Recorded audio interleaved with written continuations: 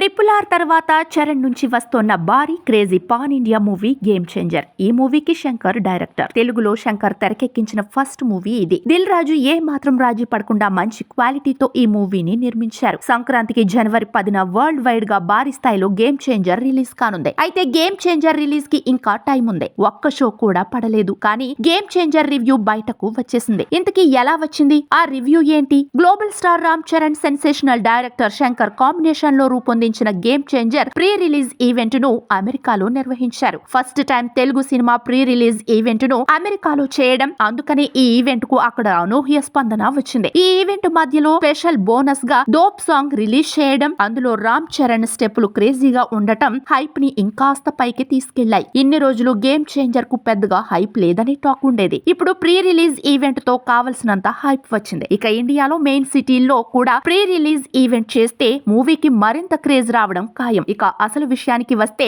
ఈ game changer మూవీని చిరంజీవితో పాటు సుకుమార్ కలిసి చూశారట. ఇదే విషయాన్ని ప్రీ రిలీజ్ ఈవెంట్ లో సుకుమార్ చెప్పారు. ఇక మూవీ గురించి సుకుమార్ ఏం చెప్పారంటే, ఫస్ట్ హాఫ్ అదిరిపోయిందని, ఇంటర్వెల్ బ్లాక్ బస్టర్ స్థాయిలో ఉందని, ఫ్లాష్ బ్యాక్ గూస్ బంప్స్ ఇస్తుందని, క్లైమాక్స్ లో రామ్ చరణ్ నటనకు అవార్డు రావడం ఖాయమని తెగ ఊరించేశారు. సినిమాని పూర్తిగా చూసి ఉంటే తప్ప ఇంత కాన్ఫిడెంట్ గా చెప్పారు కాబట్టి ఫ్యాన్స్ సంతోషం మామూలుగా లేదు. ఈ విధంగా Game Changer movie first review ఇచ్చేశారు genius director Sukumar. Game Changer గురించి సుకుమార్ ఓ రేంజ్ లో చెప్పడంతో ఇది పక్కా బ్లాక్ బస్టర్ అనే టాక్ వినిపిస్తోంది. మరి గేమ్ చేంజర్ ఏ రేంజ్ సక్సెస్ సాధిస్తుందో చూడాలి.